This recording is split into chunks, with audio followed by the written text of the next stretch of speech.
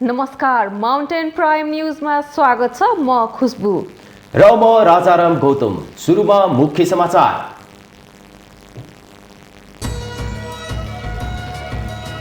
राजनीतिक गतिरोधका बीच संघीय प्रणाली पनि बहसमा। पछिल्लो दिनमा देखिएको सत्ताप्रतिको आसक्ति र गैर राजनीतिक प्रवृत्ति संघीय प्रणालीकै कुरूप पक्ष रहेको विश्लेषण। एमालेको नेपाल समूहका 27 जना संघीय सांसद र 5 जना प्रदेश सभा सदस्यसँग स्पष्टीकरण माग। चित्तबुझ्दो जवाब नआए सांसद पदबाट हटाइने जवाब पेश गर्ने नेपाल पक्षको तयारी। लोकतन्त्र पक्षधरहरूको सरकार बनाउने सम्बन्धमा छिट्टै निष्कर्षमा पुग्ने माओवादी नेताको भनाई। राष्ट्रिय स्वाधीनतालाई बलियो बनाउने लक्ष्य रहेको टोकुवा। आज चैत शुक्ल नवमी अर्थात् रामनवमी पर्व। मर्यादा पुरुषोत्तम भगवान रामचन्द्रको श्रद्धा र भक्तिपूर्वक पूजा आराधना गरी पर्व मनाइँदै। बाराको निजगढका केरा किसान बिमामा आकर्षित। निजगढ नगरपालिकाले आधा रकम थप अनुदान दिएसँगै बिमा गर्ने केरा किसान बढे। अफ्रिकी मुलुक चाडका राष्ट्रपति इद्रिस डेबीको विद्रोही संघको भिडन्तको क्रममा मृत्यु। राष्ट्रपति डेबीको मृत्युसँगै सैन्य परिषदले आगामी 18 महिनासम्म मुलुकको नेतृत्व गर्ने। र Indian premier league cricket IPL टी20 क्रिकेटमा दिल्ली क्यापिटल्सको तेस्रो जित। दिल्लीसँग मुम्बई इन्डियन्स 6 विकेटले पराजित।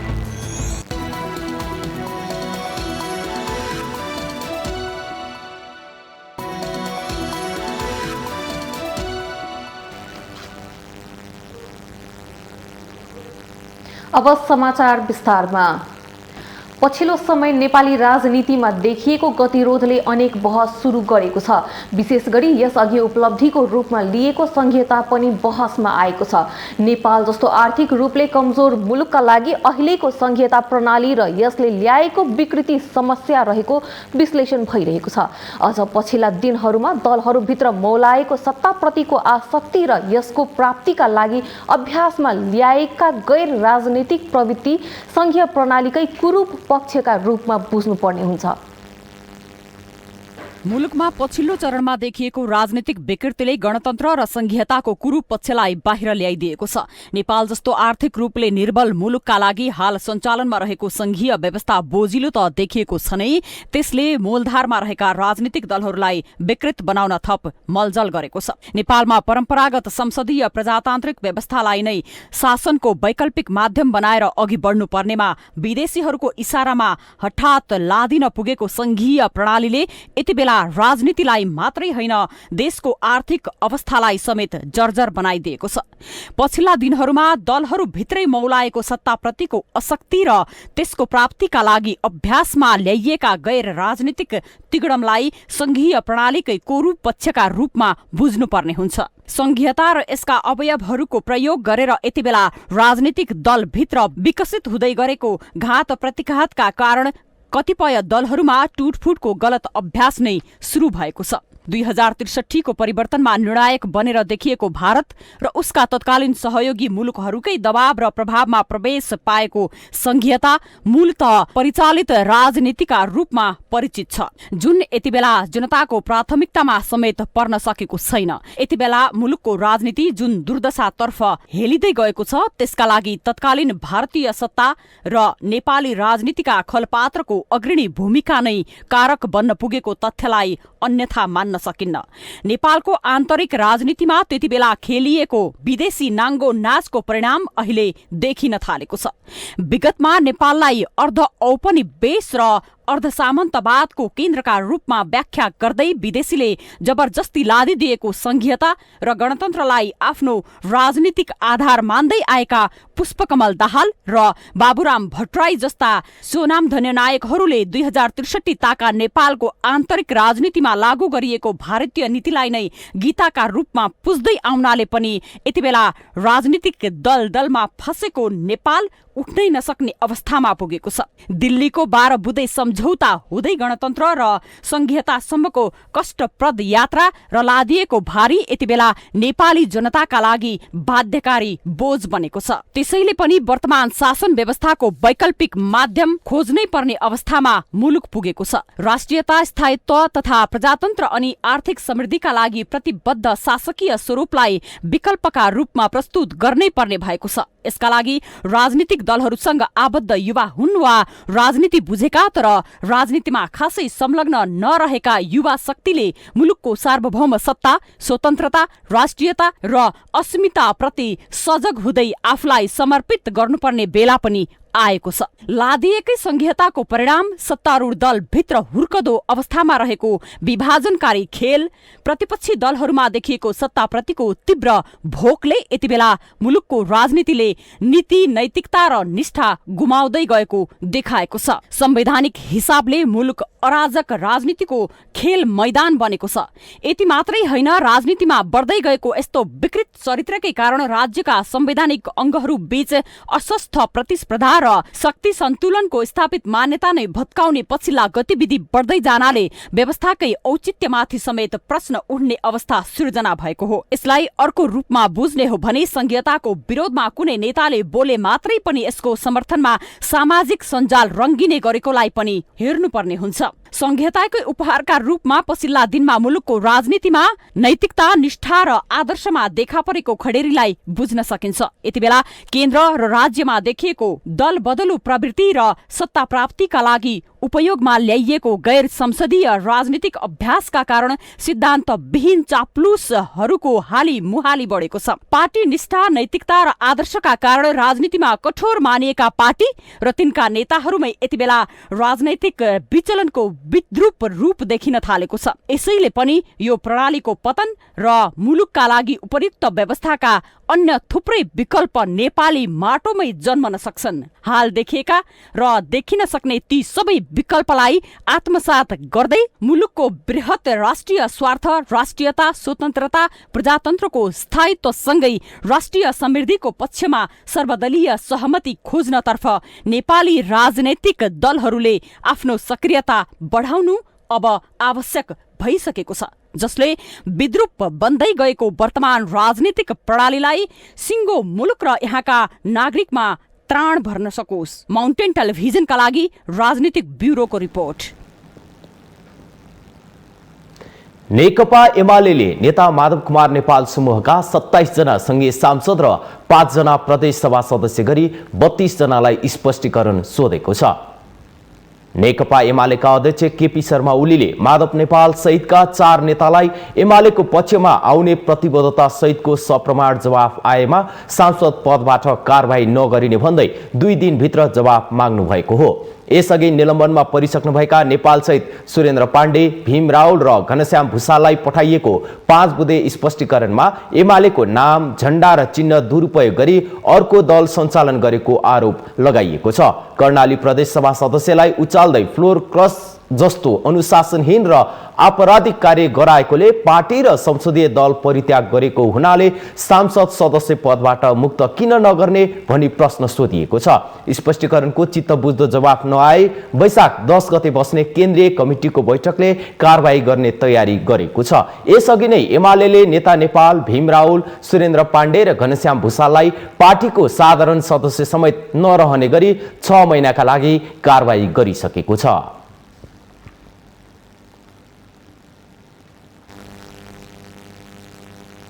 नेकपा एमाले भित्रको आन्तरिक विवाद चरम उत्कर्षमा पुगेको छ। संसदीय दलको विधान विपरीत पार्टी र सरकार विरुद्ध क्रियाकलाप गरेको भन्दै एमालेले माधव नेपाल पक्षका 27 सांसदलाई स्पष्टीकरण सोधेपछि आन्तरिक विवाद चरम उत्कर्षमा पुगेको हो। यो प्रकरणसँगै एमालेको भविष्यप्रति नै ठूलो प्रश्न उब्जिएको विश्लेषण गरिएको छ। नेकपा एमालेको आन्तरिक विवाद यति बेला झन पेचिलो बन्दै गएको छ। संसदीय दलको विधान विपरीत पार्टी र सरकार विरुद्ध क्रियाकलाप गरेको भन्दै नेपाल समूहका 27 जना संघीय सांसदलाई स्पष्टीकरण सोधेपछि एमाले पार्टीको आन्तरिक विवाद समाधान हुन नसक्ने अवस्थामा पुगेको संकेत देखिएको छ।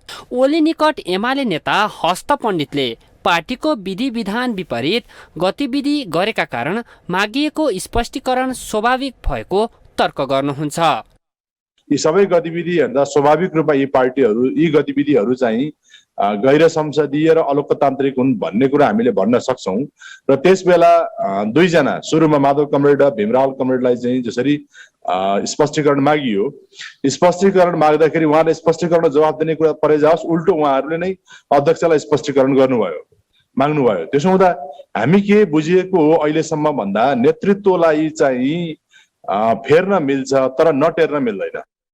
यसअघि 6 महिनाका लागि निलम्बन गरिएका माधव कुमार नेपाल, भीम रावल, घनश्याम भुसाल र सुरेन्द्र पाण्डेलाई निलम्बनपछि पनि पुनः त्यही गतिविधि किन दोहोर्याएको, कर्णाली प्रदेशमा फ्लोर क्रस गर्न निर्देशन दिएकाले पार्टी वा संसदीय दल परित्याग गरेको किन नभन्ने र 24 सांसदलाई पार्टी एकता विरोधी प्रस्तावमा किन संलग्न भएको भनेर सोधिएको छ। स्पष्टीकरणको कुनै औचित्य नभएको र त्यसको सामना गर्न तयार रहेको माधव नेपाल निकट नेता अरुण नेपालको भनाइ छ।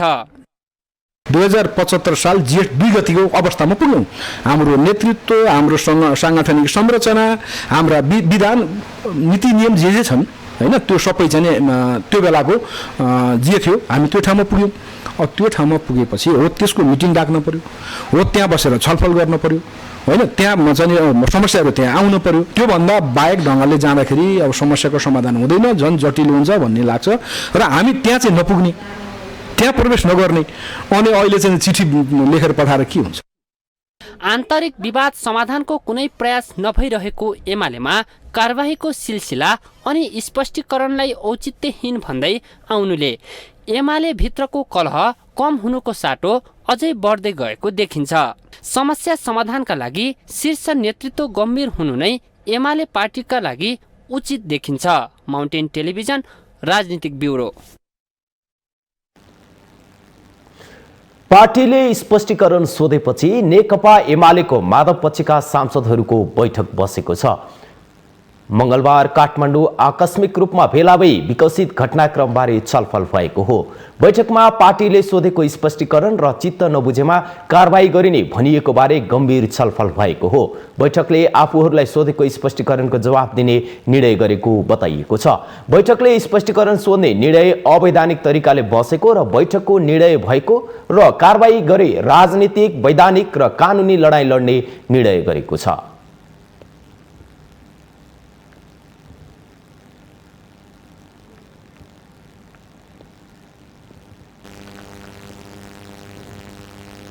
नेकपा एमाले भित्र विवाद बढिरहँदा आधिकारिकताको लागि समेत विवाद भइरहेको छ। यही क्रममा नेता माधव कुमार नेपाल पक्ष यति बेला एमालेको आधिकारिकता दाबी गर्दै निर्वाचन आयोग पुगेको छ। एमाले पार्टी अध्यक्ष एवं प्रधानमन्त्री केपी शर्मा ओली पक्षले गैर कानुनी काम गरेकोले पार्टीको आधिकारिकता आफूहरूले पाउनुपर्ने निवेदन सहित नेपाल पक्ष निर्वाचन आयोग पुगेको हो। नेकपा एमालेमा जारी विवादका बीच पार्टी आधिकारिकताका लागि समेत द्वन्द्व भइरहेको छ। विवादको कारण फुटको दिशामा रहेको सो दलका दुवै पक्षको आधिकारिकतालाई लिएर गम्भीर रूपमा अघि बढिरहेका छन्। आधिकारिकता पाउने पक्षले पार्टी कार्यालय, पार्टीको कोष, पार्टीको चुनाव चिन्ह, पार्टीको सिद्धान्त लगायतका यावत विषय आफ्नो पक्षमा पार्न सक्ने भएकाले पनि एमालेको माधव नेपाल पक्ष यति बेला पार्टी आधिकारिकता हात पार्ने गरी अघि बढेको छ। यसका लागि सो पक्षले निर्वाचन आयोगमा निवेदन समेत हालिसकेको छ। पार्टीमा आफ्नो बहुमत भएको र प्रधानमन्त्री केपी शर्मा ओली विधि र पद्धति मिचेर काम गरेकाले आफूहरूले आधिकारिकता पाउनुपर्ने नेपाल पक्षका नेता घनश्याम दाहालको भनाइ छ।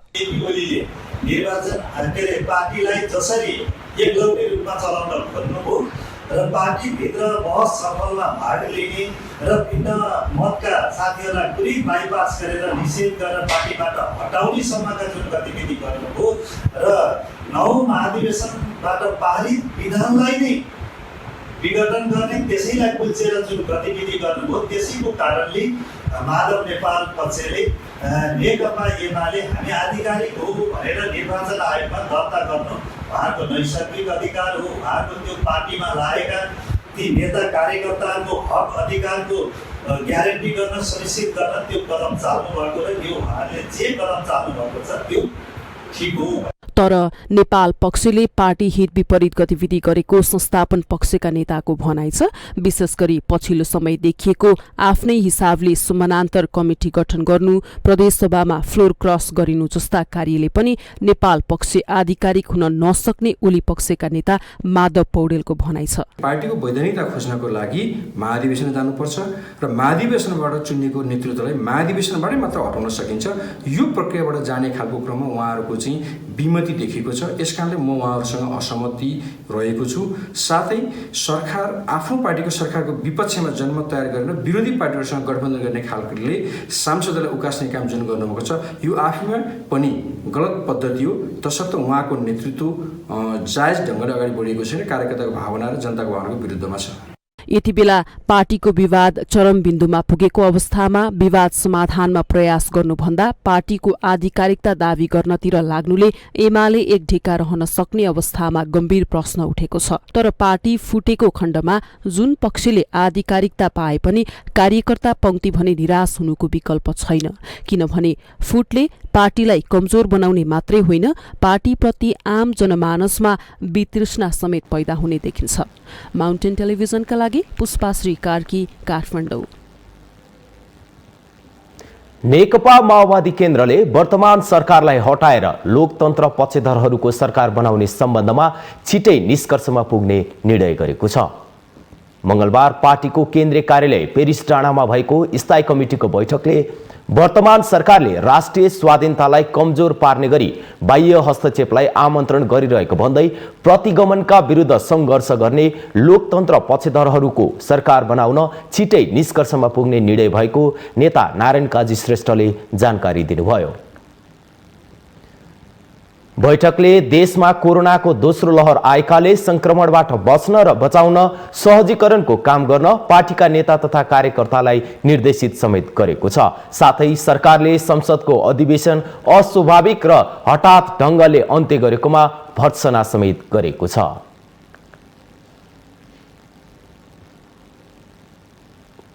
नेकपा माओवादी केन्द्रका अध्यक्ष पुष्पकमल दाहालले समृद्ध समाज निर्माणका लागि अनुसन्धान र अन्वेषणको नयाँ युगतिर प्रवेश गर्नुपर्ने बताउनु भएको छ। मंगलबार युथ फर नेशनको आयोजनामा भएको अन्तर्क्रिया कार्यक्रममा अध्यक्ष दाहालले वर्ग सङ्घर्ष र राजनीतिक क्रान्तिको चरण पार गरिसकेको भन्दै समृद्ध समाज निर्माणका लागि अध्ययन, अनुसन्धान र अन्वेषणको नयाँ युगतिर प्रवेश गर्नुपर्ने बताउनु भएको हो। अहिले विश्वको तापक्रम बढेकाले हिउँ पग्लिने प्रक्रिया तीव्र गतिमा अघि बढेको उल्लेख गर्दै अध्यक्ष दाहालले वातावरणको संरक्षणका निमित्त नेपाली अध्येता र विज्ञहरूले गरेको मेहनत सराहनीय रहेको उल्लेख गर्नुभयो।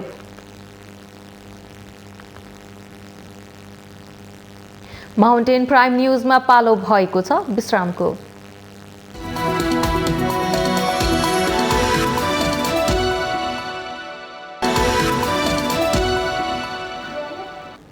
विश्रामपछि स्वागत छ। अब बाँकी समाचार। चैत्र शुक्ल नवमीका दिन मर्यादा पुरुषोत्तम भगवान रामचन्द्रको सम्झनामा मनाइने रामनवमी पर्व आज देशभर मनाइँदैछ। असत्यमाथि सत्यको विजय तथा भगवान श्रीरामको सम्झनामा देशभर श्रद्धा र भक्तिपूर्वक पूजा आराधना गरी रामनवमी पर्व मनाउने गरिन्छ। जनकपुर स्थित राम जानकीको मन्दिरमा मेला भर्न नेपाल तथा भारतका नरनारीको घुइँचो लाग्छ। त्रेतायुगमा आजकै दिन अयोध्यामा राजा दशरथ र रानी कौशल्यावतीको सुपुत्रका रूपमा विष्णुको अवतार लिएर भगवान श्रीरामको जन्म भएको थियो। त्यही स्मृतिमा पवित्र नदी, ताल तथा कुण्डहरूमा स्नानका साथ व्रत बसी राम गीता पाठ, अध्यात्म, वाल्मीकीय, तुलसीकृत र भानुभक्तीय रामायण वाचन गर्ने र भगवान रामको पूजा आराधना गरी रातभरि भजन कीर्तन गर्ने परम्परा छ। रामनवमीका दिन श्रीरामको व्रत उपवास गरी पूजा आराधना गर्नाले यो लोकमा सुख शान्ति र परलोकमा सद्गति पाइने रामायण लगायत धर्म ग्रन्थमा उल्लेख गरिएको छ। आफ्ना पिताको कठोर आज्ञालाई सहजतापूर्वक ग्रहण गरी मानव जातिलाई सत्यको मार्गमा लाग्न प्रेरणा दिएकाले उनको सम्झनामा श्री रामनवमी पर्व मनाउन थालिएको धार्मिक ग्रन्थमा उल्लेख छ। यस अवसरमा देशका विभिन्न राम जानकी मन्दिरहरूमा भक्तालुहरूको बाक्लो उपस्थिति हुने भए पनि कोरोनाका कारण भने मन्दिरहरू उपस्थिति पातलो देखिन्छ।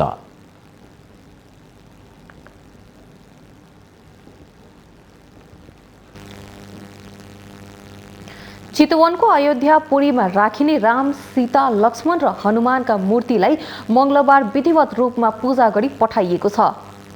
मंगलबार प्रधानमन्त्री केपी शर्मा ओली र उहाँकी पत्नी राधिका साक्यले बालवाटारमा मूर्तिहरूको विधिवत रूपमा पूजाआजा गरेर चितवन पठाउनु भएको हो।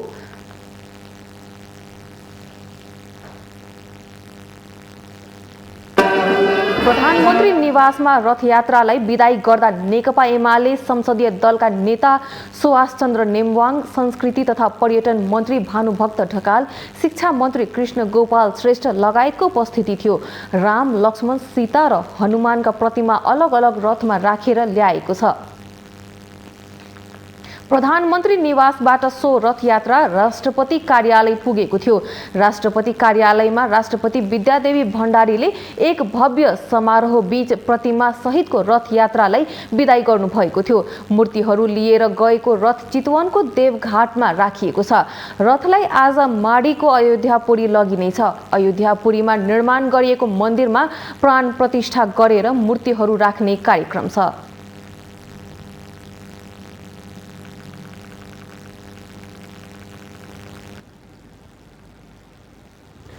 सरकारले आजबाट कोरोना भाइरस विरुद्धको खोपको दोस्रो डोज लगाउन सुरु गरेको छ। खोप अभियान अन्तर्गत पहिलो डोज लगाएकाहरूलाई मंगलबारदेखि 11 गतेसम्म दोस्रो डोज दिइनेछ। स्वास्थ्य मन्त्रालयका अनुसार 2077 माघ 14 देखि 26 गतेसम्ममा पहिलो डोज लगाएकाहरूलाई दोस्रो डोज दिइएको छ। यसैगरी माघ 18, 19, 20, 21 र 27 गते खोप लगाएकाहरूलाई बुधबार दोस्रो डोज दिइनेछ भने माघ 22, 23, 24, 28 र फागुन 2 गते पहिलो डोज लगाएकालाई दोस्रो डोज लगाउने पालो बिहीबार तोकिएको छ।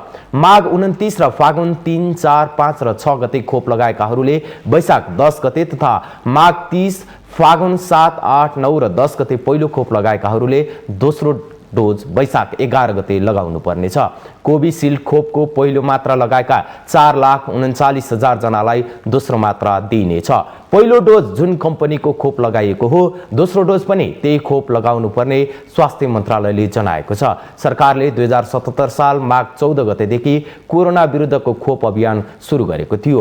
गत माघ 14 देखि फागुन 10 गतेसम्म पहिलो प्राथमिकताको पहिलो र दोस्रो चरणमा पहिलो मात्रा खोप लगाइएको थियो।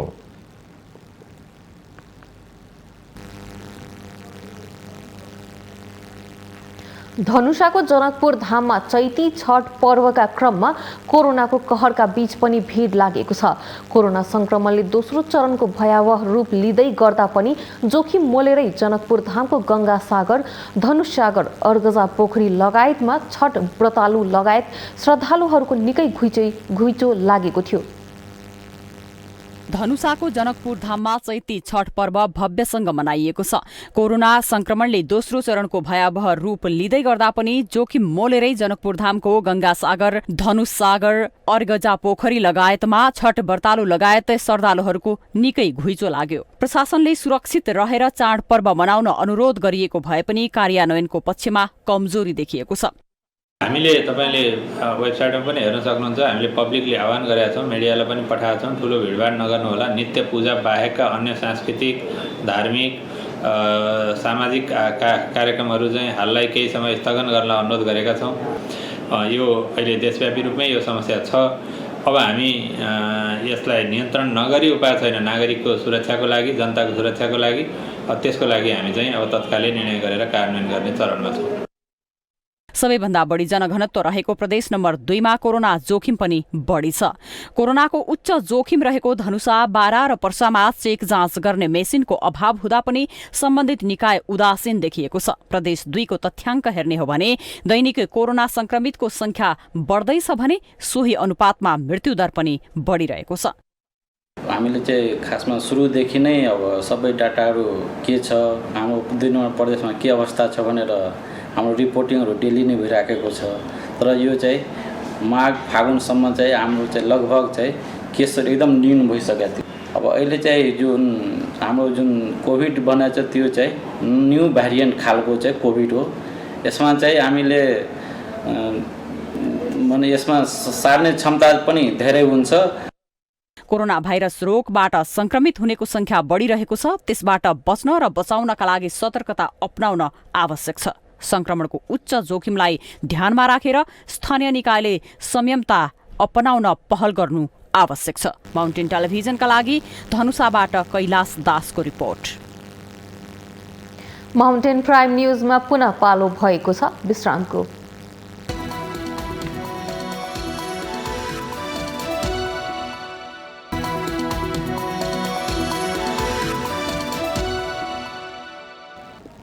विश्रामपछि स्वागत छ। अब बाँकी समाचार। बाराको निजगढका केरा किसान बीमातर्फ आकर्षित भएका छन्। किसानले बीमाको 25% तिर्नुपर्नेमा निजगढ नगरपालिकाले 12.5% थप अनुदान दिएसँगै केरा किसान बीमातर्फ आकर्षित भएका हुन्। बाराको निजगढ नगरपालिकामा 2 वर्षदेखि सञ्चालित कार्यक्रममा बीमा गर्नेको संख्या बढेको छ। निजगढमा करिब 243 जना केरा किसानले बीमा गरिसकेको नगरपालिकाले जनाएको छ। बीमाको 75% नेपाल सरकारबाट अनुदान दिइएको छ। किसानले 25% तिर्नुपर्ने हुन्छ।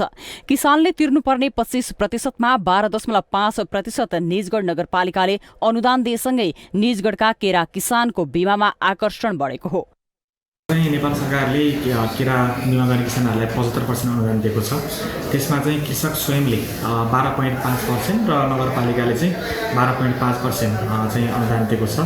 त्यसमा किसानको लागत एकदम कम हुन्छ र नगरपालिकाले यो आर्थिक वर्ष 77-78 मा चाहिँ 10 लाख रुपियाँ बजेट विनियोजन गरेको छ र यसमा चाहिँ प्रतिकोट लागत 286 रुपियाँ 91 पैसा चाहिँ नयाँ बोटको लागि हुन्छ र मोटामोटी चाहिँ एक कट्ठालाई 60 बोटको मान्यता नेपाल सरकारले दिएको छ र हाम्रो आर्थिक वर्ष 77-78 मा चाहिँ करिब 130 जना कृषकहरूले केरा बिमा गरेका थिए र त्यसमा जमिन चाहिँ 140 बिघा थियो। किसानले प्रतिकट्टा 60 बोट केरा बीमा गर्दै आएका छन्। निजगढ नगरभित्र मात्रै गत आर्थिक वर्ष 2076-77 मा 130 जना कृषकहरूको करिब 136 बिघा 59 कट्टा 42 धुर जमिनमा रहेको केरा बीमा गरिएको थियो। त्यस बेलामा नगरपालिकाबाट 10% अनुदान दिइएको थियो। यस आर्थिक वर्ष 2077-78 मा पनि 243 जना कृषकले करिब 290 बिघा 12 कट्ठा 1 धुर जमिनमा रहेको केरा बीमा गराइसकेका छन्। नेपाल सरकारलाई धेरै धेरै धन्यवाद दिन चाहन्छु र हाम्रो निजगढ नगरपालिकालाई। अहिले नेपाल सरकारले र 75% र किसानको चाहिँ 12.5% र निजगढ नगरपालिकाको 12.5% जम्मा गरेर 100% हुन्छ। 100% मा चाहिँ हामीलाई धेरै सहुलियत भएको छ। जस्तै हावाहुरी असिना पानीबाट जति पनि जुन क्षति हुन्छ त्यो अवस्थामा चाहिँ हामी एउटा किसान बाँच्ने आधार चाहिँ रहेको छ। बाराको निजगढ नगरपालिका केरा खेतीका लागि पकेट क्षेत्र हो। केरा ब्लकबाट विकसित हुँदै केरा जोनको रूपमा स्थापित यस नगरपालिका भित्र मात्रै करिब 1200 बिघा भन्दा बढी क्षेत्रफलमा किसानहरूले व्यावसायिक रूपमा केरा खेती गर्दै आएका छन्। माउन्टेन टेलिभिजनका लागि बाराबाट श्याम गुप्ताको रिपोर्ट। अजोड इन्स्योरेन्स लिमिटेडको तेस्रो वार्षिक साधारण सभा मंगलबार सम्पन्न भएको छ। मंगलबार आयोजित तेस्रो वार्षिक साधारण सभा कार्यक्रममा कम्पनीको प्रबन्ध पत्र तथा नियमावली संशोधन गर्न सञ्चालक समितिलाई अख्तियारी प्रदान गर्ने निर्णय समेत गरेको छ। सभामा आर्थिक वर्ष 2076-77 को वार्षिक प्रतिवेदनमाथि छलफल भएको छ। कम्पनीले नेपाली बीमा बजारमा प्रचलनमा रहेका विभिन्न प्रकारका निर्जीवन बीमा समेत प्रदान गर्दै आइरहेको पनि उहाँको भनाइरहेको छ। हामीले एउटा मफसलमा सहरोन्मुख एरियाहरूमा ग्रामीण क्षेत्रहरूमा पनि हामीले आफ्नो बिमा सेवा चाहिँ शाखा उपशाखा र बिमा काउन्टर मार्फत चाहिँ सेवा विस्तार गर्दै लगाएका छौँ र कर्पोरेट सेक्टरमा चाहिँ अजोड इन्स्योरेन्स चाहिँ छोटो अवधिमा एउटा ब्रान्डेड नाम भइसकेको छ।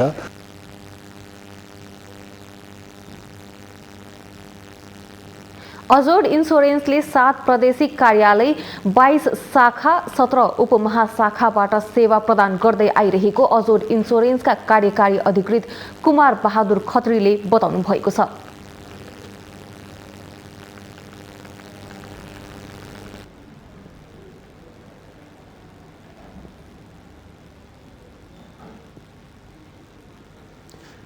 मन्त्री परिषद बैठकको निर्णय उल्लङ्घन गर्दै सुनसरीको इटहरीमा विद्यालयहरू सञ्चालन भएका छन्। सरकारी निर्णयको व्यवस्था गर्दै स्वास्थ्य मापदण्ड समेत पालना नगरी विद्यालय सञ्चालन भएका हुन्। मन्त्री परिषदको सोमबार बसेको बैठकले देशभरका 14 जिल्लाका 25 शहरमा वैशाख महिनाभरि विद्यालय कलेज लगायत शिक्षण संस्था बन्द गर्ने निर्णय गरे पनि सुनसरीको इटहरीमा विद्यालयहरू सञ्चालनमा आएका छन्। मन्त्री परिषदले शहरी क्षेत्रका विद्यालय वैशाख मसान्तसम्म बन्द गर्ने निर्णय गरेको छ।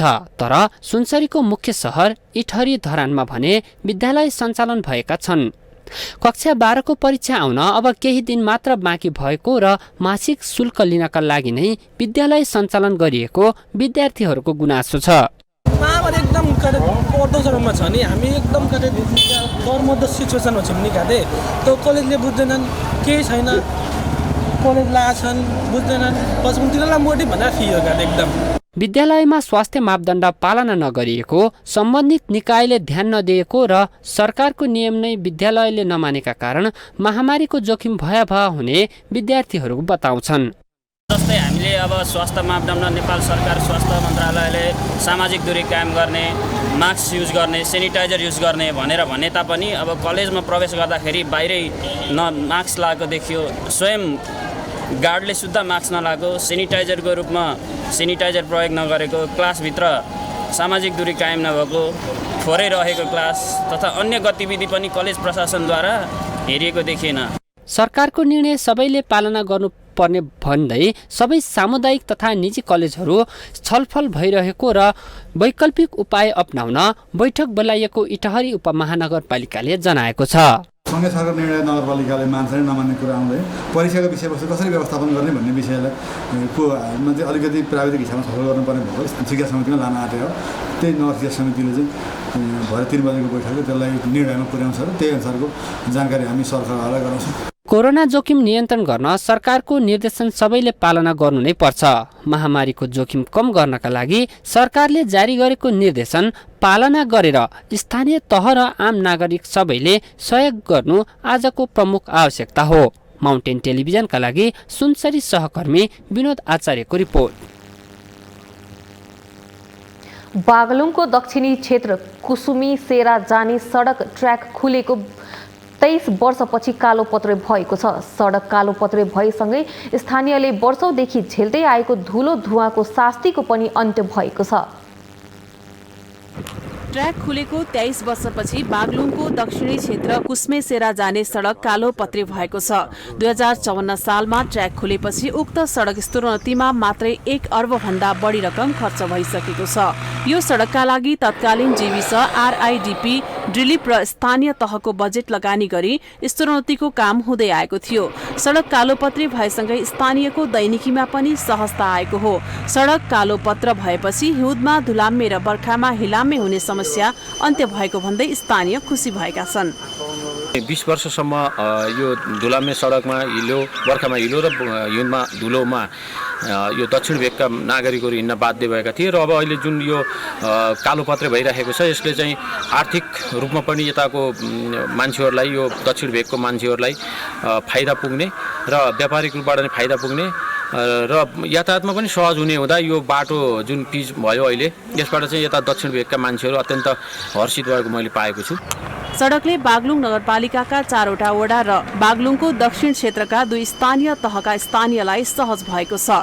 21 किलोमिटर सडक मध्ये बागलुङ बजारतर्फको 5 किलोमिटर सडक स्थानीय पूर्वाधार साझेदारी विकास कार्यक्रम मार्फत कालोपत्रे भएको थियो।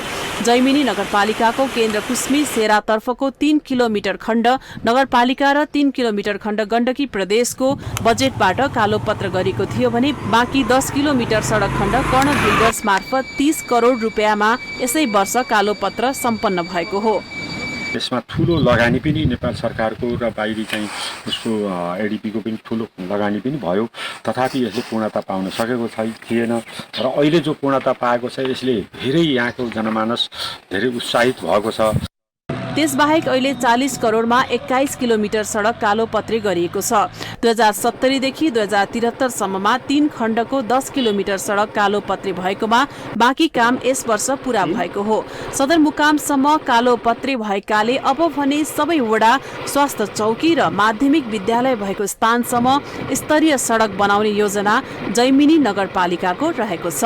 माउन्टेन टेलिभिजनका लागि बागलुङ सहकर्मी सुभाष आचार्यको रिपोर्ट। हामीसँग आर्थिक अन्तर्राष्ट्रिय र खेल समाचार बाँकी नै छन्। माउन्टेन प्राइम न्युजमा फेरि पालो भएको छ विश्रामको।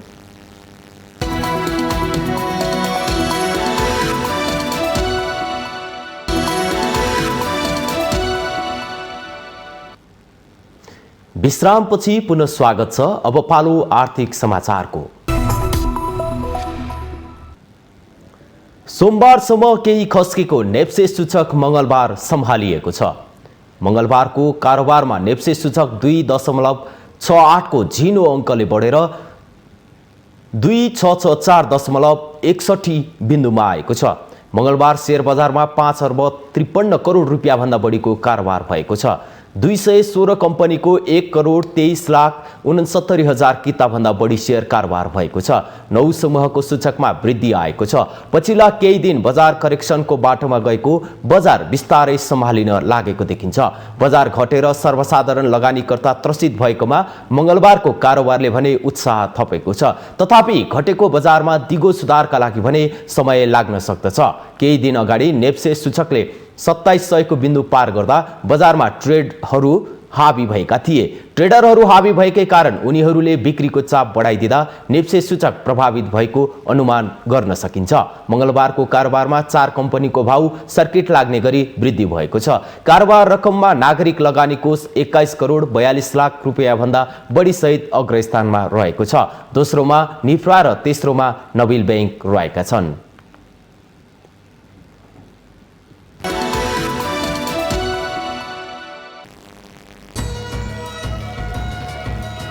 राजनीतिक गतिरोधका बीच संघीय प्रणाली पनि बहसमा। पछिल्लो दिनमा देखिएको सत्ताप्रतिको आसक्ति र गैर राजनीतिक प्रवृत्ति संघीय प्रणालीकै कुरूप पक्ष रहेको विश्लेषण। एमालेको नेपाल समूहका 27 जना संघीय सांसद र 5 जना प्रदेश सभा सदस्यसँग स्पष्टीकरण माग।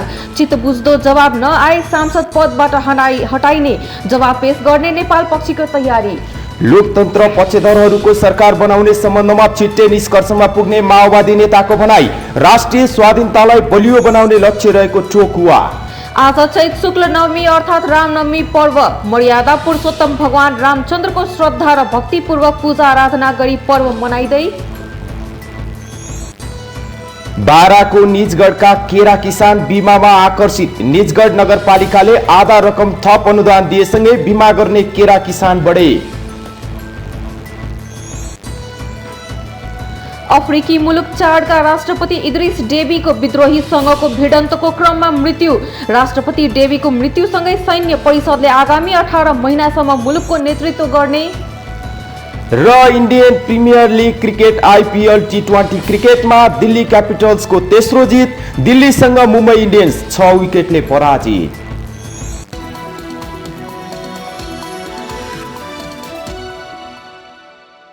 माउन्टेन प्राइम न्युज अहिलेलाई सकियो। सत्य, तथ्य र निष्पक्ष समाचारका लागि माउन्टेन टेलिभिजन हेर्दै रहनुहोला। नमस्कार।